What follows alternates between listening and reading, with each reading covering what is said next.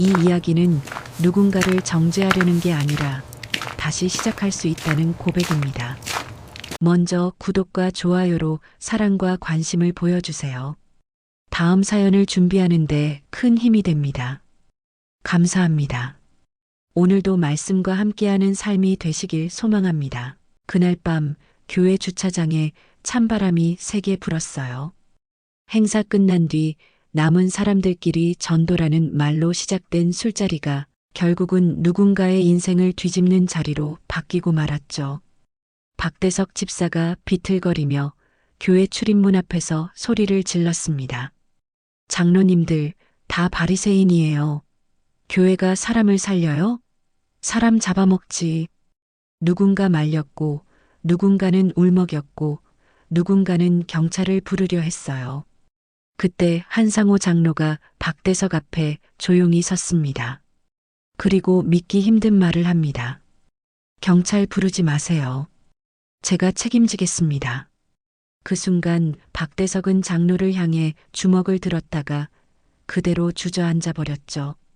자기가 왜 여기까지 왔는지 자기도 몰랐던 겁니다요. 주일은 지키지만 마음은 이미 밖에 있었죠. 서울 변두리 오래된 상가 건물 2층에 작은 교회가 하나 있었어요. 간판은 낡았고 엘리베이터는 가끔 멈췄죠. 그래도 주일 아침이면 사람들은 계단을 올라 예배당 문을 열었습니다. 그 교회에 박대석 집사가 있었어요. 63, 얼굴은 현장 바람에 거칠었고 손마디는 굵었습니다. 주일만큼은 빠지지 않았어요. 비가 와도 오고 몸이 아파도 왔죠. 사람들은 그걸 충성이라고 불렀습니다. 그런데 예배가 끝나면 대석은 제일 먼저 밖으로 나갔어요.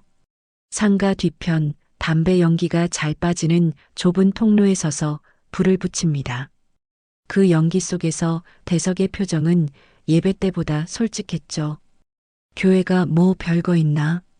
다들 자기 자리 지키려고 그러는 거지요. 옆에 있던 새가족 한 명이 어색하게 웃었고 대석은 그 웃음을 비웃듯 말끝을 올렸습니다. 장로들은 말만 번지르르 해요. 사랑? 은혜? 그런 말로 사람을 눌러요.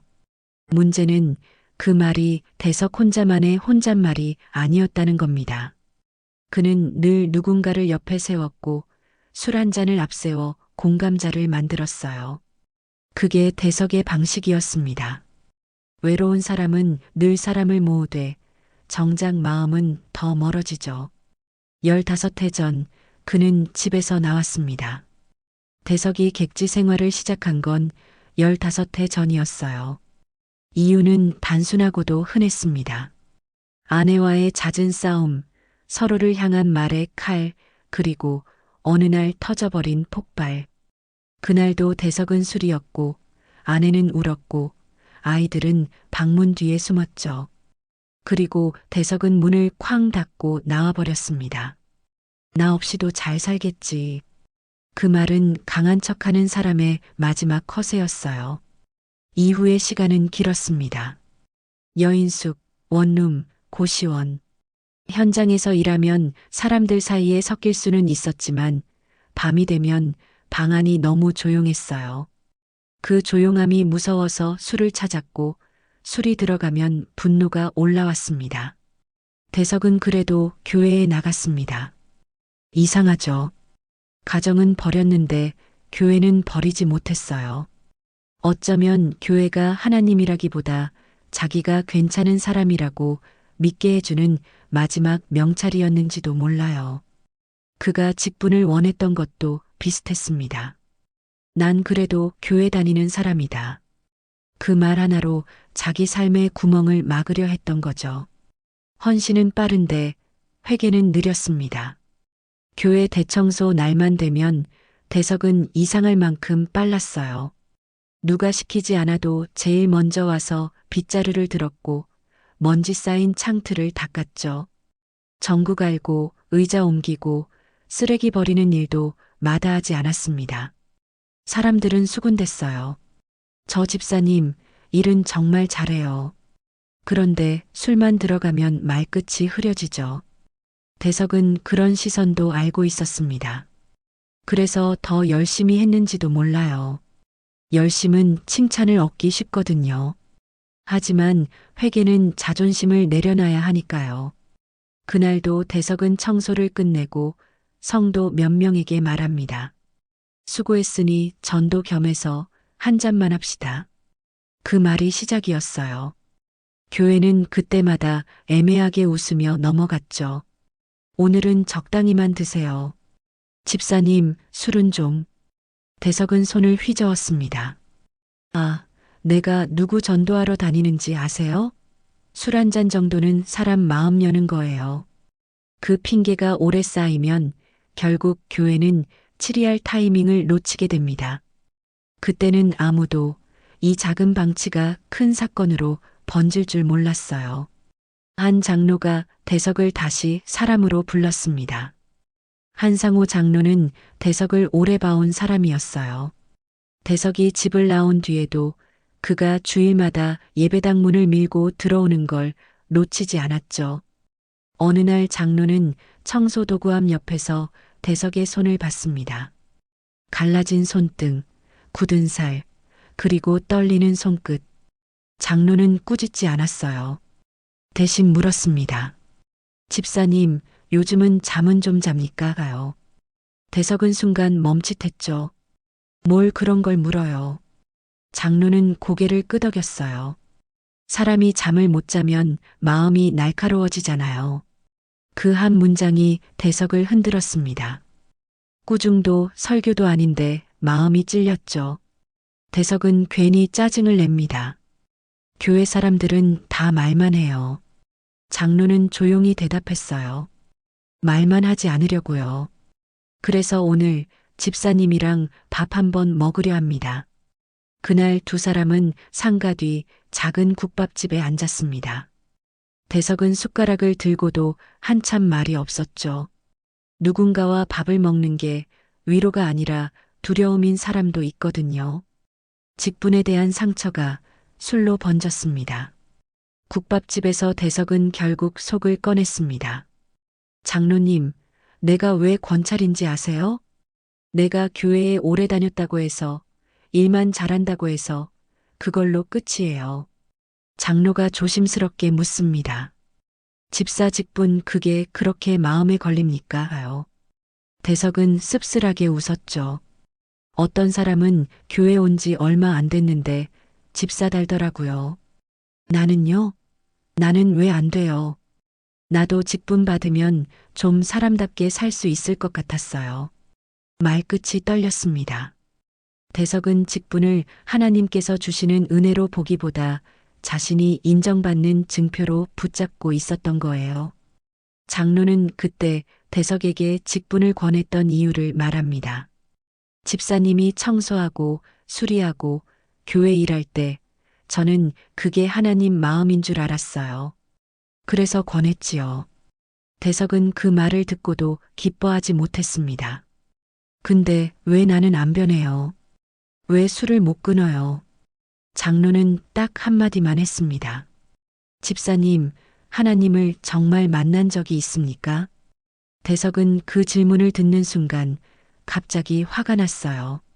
질문이 아니라 정답을 들킨 느낌이었거든요. 교회의 미루기가 조용히 금을 냈습니다. 갈등의 조짐은 이미 교회 곳곳에 있었어요. 대석이 술을 마시고 소리치는 밤이 지나면 다음 주엔 누군가 교회를 안 나옵니다. 누군가는 새가족 등록을 망설이고 누군가는 그 집사만 없으면 하는 말을 하죠. 목사와 장로들도 고민했지만 결론은 늘 비슷했습니다. 좀 더 기도해 봅시다. 상처만 더 나지 않을까요? 그 사이 대석은 더 대담해졌어요. 술이 들어가면 장로들을 향해 율법주의자라 소리쳤고 열심히 봉사하는 집사들을 향해 사람 보이려고 하는 바리새인 같은 놈들이라고 쏘아붙였죠.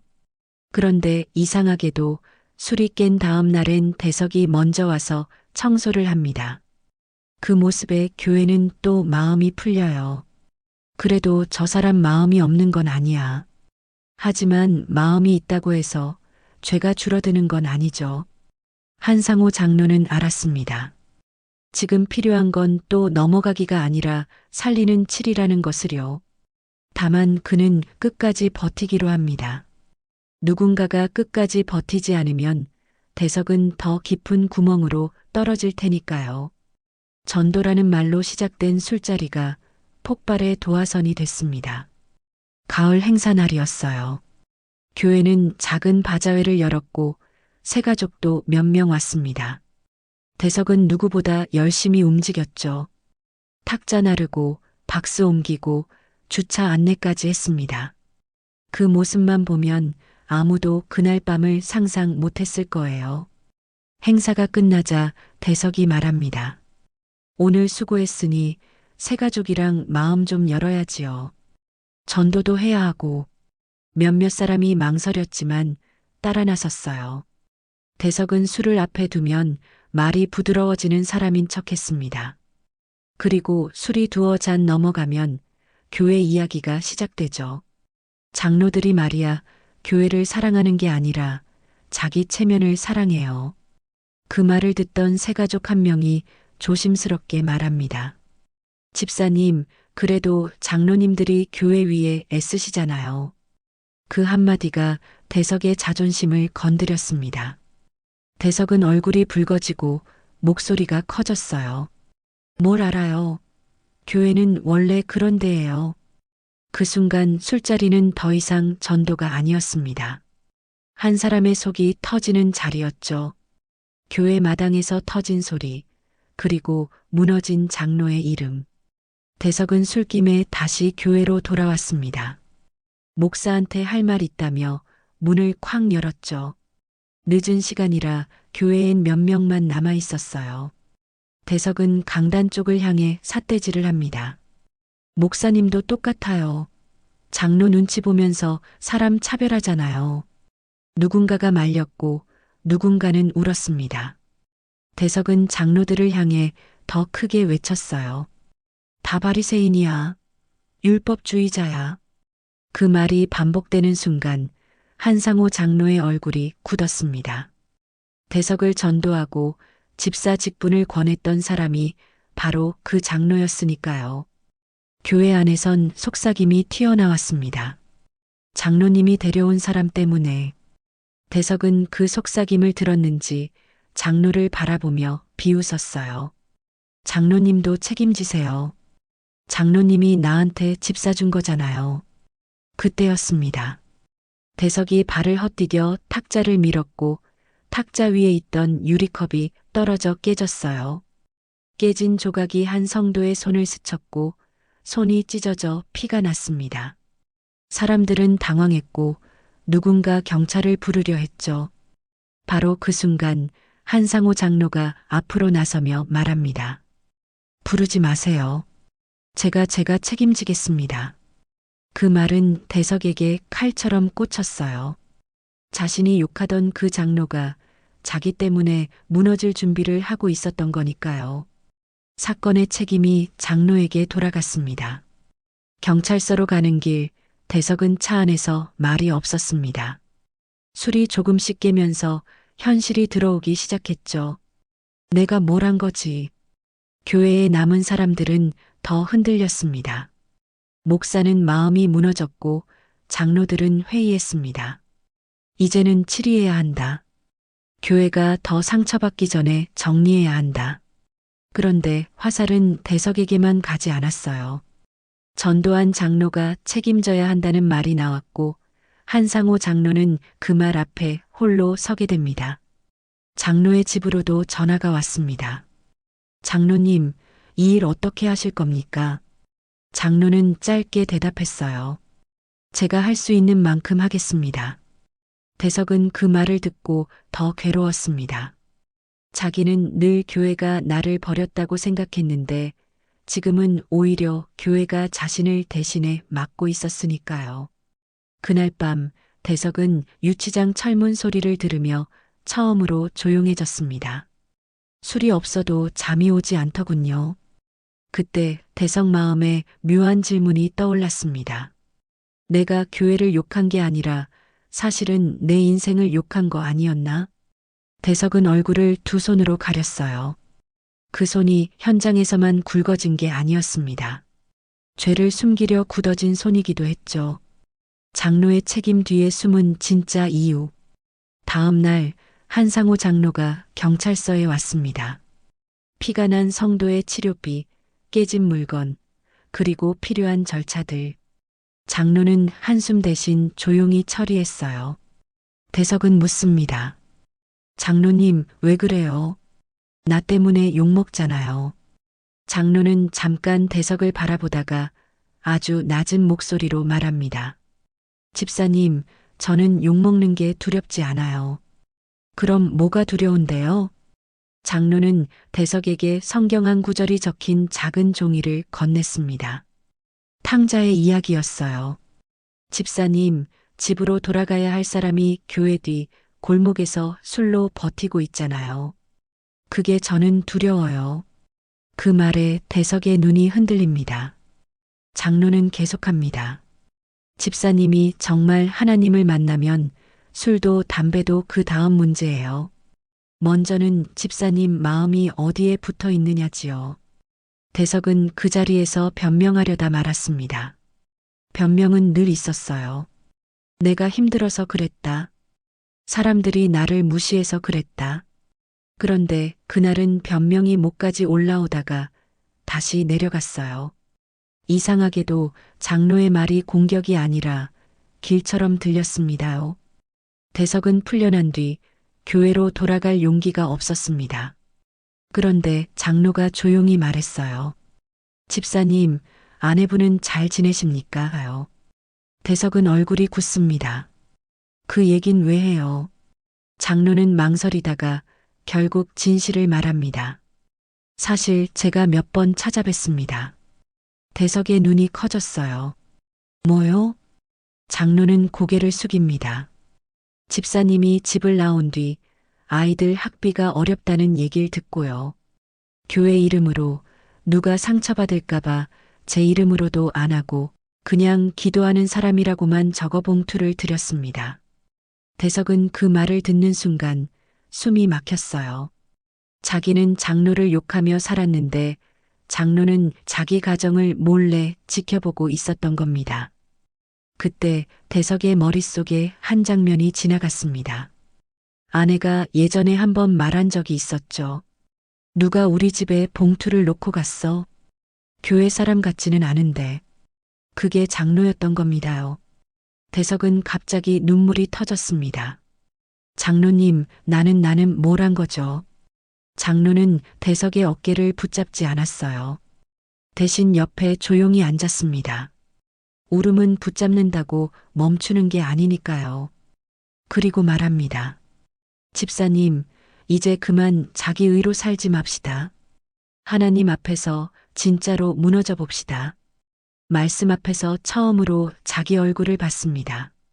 며칠 뒤 작은 예배당에 평일 밤 불이 켜졌어요. 목사와 장로 몇 명, 그리고 대석이 앉아 있었습니다. 이건 재판이 아니라 살리는 자리여야 했죠. 대석은 입술을 떨며 말합니다. 나는 교회를 오래 다녔는데요. 하나님을 만난 적이 없는 것 같아요. 그 말이 나오자 대석의 어깨가 무너졌어요. 자기가 그토록 지키려 했던 체면이 한 문장으로 내려앉은 겁니다. 목사가 조용히 성경을 폈습니다. 하나님께서 아직 죄인 되었을 때에 우리를 위하여 그 문장이 읽히는 동안 대석은 이상하게 숨이 쉬어졌어요. 그는 깨달았습니다. 자기가 교회를 욕한 건 사실 자기 죄가 들킬까봐 먼저 소리친 거였다는 것을요. 남이 바리새인이라고 외칠수록 자기 안의 죄는 더 안전해지니까요. 그날 교회는 7일을 처벌로 하지 않기로 결단합니다. 대신 회복의 과정으로 세웠어요. 대석은 잠시 직분의 자리에서 물러나기로 하고 금주구면과 상담, 그리고 말씀 앞에 서는 훈련을 시작하기로 합니다. 대석은 고개를 끄덕였어요. 나 진짜로 바뀌고 싶습니다. 그날 밤 대석은 결단합니다. 오늘부터 술을 끊겠습니다. 담배도 끊겠습니다. 그리고 마음속으로 더 큰 결단을 하나 더 했죠. 집으로 가겠습니다. 15해 만에 집 문 앞에 섰습니다. 서울의 겨울 공기는 차가웠어요. 대석은 두 손에 작은 과일 상자 하나를 들고 오래된 빌라에 섰습니다. 예전엔 이 빌라 골목이 숨막힐 만큼 싫었는데 오늘은 더 숨이 막혔죠. 문 앞에서 몇 번이나 손을 내렸다 올립니다. 노크를 하면 되돌릴 수 없거든요. 결국 두드렸습니다. 문이 열리고 김선희가 서 있었어요. 얼굴은 많이 야위었고 눈빛은 단단했습니다. 대석은 말이 안 나왔습니다. 그러다 겨우 한마디를 꺼냅니다. 나 들어가도 됩니까? 하여. 선희는 대답 대신 문고리를 더 꽉 잡았습니다. 그 손에 15해가 걸려 있었어요. 대석이 고개를 숙입니다. 미안합니다. 내가 당신이랑 아이들한테 사람이 아니었어요. 그 말은 변명이 아니었어요. 대석은 처음으로 이유를 늘어놓지 않았습니다. 그냥 잘못했다고 했죠. 선희의 눈이 흔들립니다. 지금 와서 그 말이 무슨 소용이야. 대석은 울먹이며 말합니다. 소용없을 수도 있죠. 그래도 내가 해야 할 말이라서요. 오늘부터 다시 시작해보고 싶습니다. 선희는 한참 말이 없었습니다. 그리고 아주 작게 문을 조금 더 열었어요. 그게 용서의 전부는 아니었지만 시작이었습니다요. 자녀 앞에서 아버지라는 이름을 다시 배웠습니다. 거실엔 자녀들이 있었습니다. 이미 어른이 된 얼굴들. 대석은 그 앞에서 더 작아졌어요. 아들은 말했습니다. 아버지, 또 술이야? 대석은 고개를 저었습니다. 아니다. 오늘은 맨정신이다. 딸이 묻습니다. 그럼 며칠 갈 건데? 대석은 그 질문이 얼마나 현실적인지 알았어요. 그래서 대답을 꾸미지 않았습니다. 나도 두렵다. 근데 이번엔 혼자 하지 않으려고. 대석은 교회 이야기를 꺼내려다 멈칫했죠. 그동안 교회라는 말이 가족에게 상처였으니까요. 대신 이렇게 말합니다. 내가 하나님을 처음 만난 것 같아. 내가 그동안 교회만 붙잡고 하나님은 안 붙잡고 살았더라. 그 말에 딸의 눈가가 젖었습니다. 아들은 고개를 돌렸고요. 울음은 어른이 되면 더 늦게 나옵니다. 선희가 조용히 말합니다. 그럼 지금부터는 행동으로 보여줘. 대석은 고개를 끄덕였습니다. 그래. 말로 안 할게. 내가 밥부터 할게. 그날 대석은 부엌에 섰습니다. 칼을 잡는 손이 어색했지만 마음은 처음으로 집안에 있었습니다. 가정의 회복은 한 번에 완성되지 않죠. 다만 돌아온 사람이 도망치지 않고 남아있는 것, 그게 첫 번째 기적이었습니다요. 교회도 가정도 살리는 중심을 다시 세웠습니다. 몇 달이 지나 교회는 조용히 달라졌습니다. 대석은 앞자리에 앉지 않았어요. 뒤에서 의자를 정리하고 예배당 바닥을 닦고 말없이 섬겼죠. 누가 알아주지 않아도 괜찮다는 얼굴이었습니다. 어느 날 한 새가족이 물었습니다. 저분이 박대석 집사님 맞아요? 예전엔 무섭다고 들었는데요. 누군가가 웃으며 말합니다. 맞아요. 근데 하나님이 사람을 바꾸시더라고요. 대석은 여전히 흔들릴 때가 있었습니다. 스트레스가 오면 술 생각이 스쳤죠. 그럴 때마다 그는 장로에게 전화했습니다. 장로님, 오늘이 좀 위험합니다. 장로는 늘 같은 말로 받쳐줬습니다. 그럼 같이 기도합시다. 그리고 집으로 가세요. 혼자 있지 말고요. 대석은 이제 교회 욕으로 마음을 풀지 않았습니다. 대신 말씀으로 마음을 다잡았어요. 그리고 마침내 아들의 결혼식 날이 왔습니다. 대석은 하객석에 앉아 조용히 눈물을 닦았죠. 누가 보든 말든 그날은 참았던 세월이 한꺼번에 흘러나오는 날이었습니다. 예식이 끝나고 아들이 다가와 말합니다. 아버지, 자리 지켜줘서 고마워. 대석은 대답 대신 아들의 손을 꼭 잡았습니다. 교회는 그 사건 이후 7일을 미루지 않기로 결단했습니다. 사람을 내치기 위한 치리가 아니라 죄를 숨기지 않도록 돕는 치리요. 그리고 대석은 압니다. 자기 인생의 방황이 끝난 건 체면을 얻어서가 아니라 참목자와 공동체를 통해 말씀으로 하나님을 만났기 때문이라는 것을요. 지금 여러분은 누군가를 원망하는 말로 마음을 버티고 있나요? 아니면 말씀 앞에서 무너져 다시 시작하고 있나요? 봉사와 충성 뒤에 숨은 분노인 정욕이 있는지 솔직히 점검해 보세요. 술, 담배 습관에 변하지 않는 문제는 의지보다 동행이 필요하더라고요. 믿을 사람 한 명에게 지금 상태를 말해 보세요. 하나님 앞 회개가 시작되면 결국 가정과 관계로 이어져야 하죠. 피했던 문 하나를 오늘 두드려 보세요.